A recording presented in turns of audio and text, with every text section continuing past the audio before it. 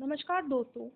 आज की इस वीडियो में हम बात करने वाले हैं उस केस की जिसने पूरे देश को सोचने पर मजबूर कर दिया है। त्रिशा शर्मा केस।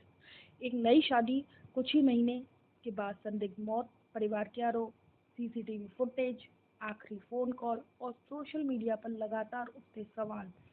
ये मामला सिर्फ एक परिवार की कहानी नहीं रह गया, अब ये हमारे समाज, रिश्तों और कानून व्यवस्था पर भी बड़े सवाल खड़े कर रहा है। तो आखिर पूरा मामला क्या है, आइए शुरू से समझते हैं। तुषार शर्मा एक मॉडल और सोशल मीडिया से जुड़ी युवती थी। दिसंबर 2025 में उनकी शादी भोपाल के रहने वाले वकील समर सिंह से हुई। शादी अरेंज और मॉडर्न तरीके के बीच की बताई जा रही है, यानी दोनों की मुलाकात ऑनलाइन हुई थी और बाद में परिवारों की सहमति से रिश्ता तय हुआ। शुरुआत में सब कुछ सामान्य दिखाई देता था।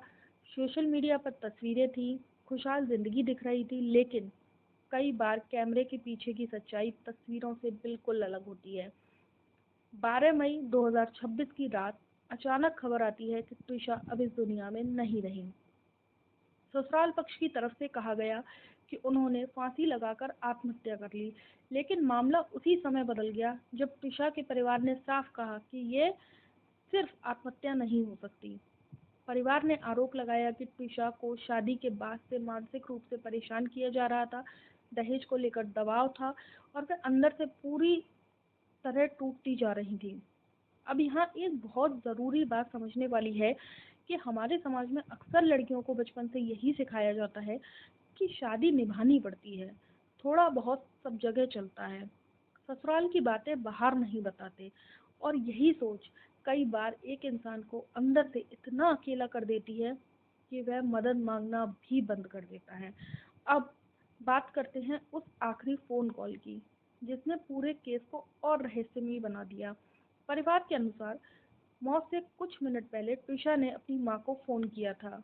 बताया जाता है कि वह काफी परेशान थी। कॉल के दौरान कुछ बात हुई, फिर अचानक फोन कट गया और कुछ ही देर बाद परिवार को उनकी मौत की खबर मिली। सोचिए, एक माँ के लिए इससे बड़ा डर क्या हो सकता है कि कुछ मिनट पहले बेटी की आवाज़ सुनना और फिर अचानक उसकी मौत की खबर मिलना। यही वजह है कि परिवार लगातार सवाल उठा रहा है।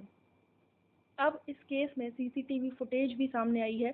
बताया गया कि त्रिशा अकेले ऊपर जाती दिखाई देती हैं और बाद में घर वाले उन्हें नीचे लाते नजर आते हैं। लेकिन सोशल मीडिया पर लोगों ने कई सवाल उठाए, जैसे क्या फुटेज पूरी है, क्या बीच का कोई हिस्सा गायब है, क्या टाइमलाइन सही है।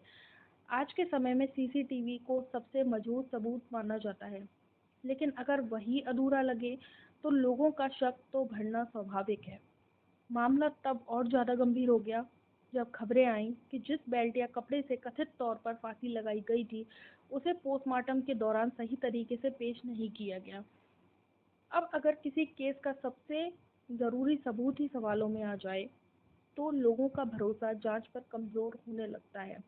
दूसरी तरफ त्रिशा के ससुराल पक्ष ने दावा किया कि वह मानसिक तनाव में थीं और उनकी निजी परेशानियां थीं, लेकिन त्रिशा के परिवार ने इसे उनकी छवि खराब करने की कोशिश बताया। और सच कहें तो हमारे समाज में यह चीज़ बहुत बार देखने को मिलती है। जब कोई लड़की अपनी परेशानी बताती है, तो लोग सबसे पहले उसके चरित्र, उसकी आदतों और उसकी मानसिक स्थिति पर सवाल उठाना शुरू कर देते हैं। बहुत कम लोग ये पूछते हैं कि आखिर वह उस स्थिति तक पहुंची ही क्यों। यह केस सिर्फ एक मौत का मामला नहीं है, यह हमारे समाज का आईना भी है, जहां लोग सोशल मीडिया पर परफेक्ट कपल दिखते हैं, लेकिन अंदर से रिश्ता कितना टूट चुका होता है ये कोई नहीं जानता। जहां कई लड़कियां सिर्फ इसलिए चुप रहती हैं क्योंकि उन्हें डर होता है कि लोग क्या कहेंगे। और सबसे दुखद बात, कई बार परिवार भी तब तक सच्चाई नहीं समझ पाता जब तक बहुत देर नहीं हो जाती। फिलहाल police call record, CCTV footage, digital chat और फॉरेंसिक रिपोर्ट्स की जांच कर रही है, लेकिन सबसे बड़ा सवाल अभी भी वही है, क्या त्रिशा शर्मा ने सच में आत्महत्या की थी या फिर इसके पीछे कोई ऐसी सच्चाई छिपी है जो अभी भी सामने आना बाकी है। इस केस का फैसला अदालत और जांच एजेंसियां करेंगी, लेकिन समाज के तौर पर हमें एक बात जरूर समझनी चाहिए, मानसिक प्रताड़ना हमेशा दिखाई नहीं देती। हर चोट शरीर पर नहीं लगती और हर मुस्कुराता चेहरा अंदर से खुश हो ये जरूरी नहीं। अगर आपके आसपास कोई भी इंसान लगातार आपको परेशान दिखे तो सिर्फ ये मत कहिए कि सब ठीक हो जाएगा, बल्कि उसकी बात सच में सुनिए, क्योंकि कई बार किसी को सिर्फ एक सहारा चाहिए होता है। आपकी इस पूरे मामले पर क्या राय है? क्या आपको लगता है कि इस केस में पूरी तरह सच्चाई सामने आ चुकी है या अभी बहुत कुछ आना बाकी है? कमेंट करके ज़रूर बताइए और ऐसी ही सच्ची और सोचने पर मजबूर कर देने वाली कहानियों के लिए चैनल को सब्सक्राइब करना मत भूलिए।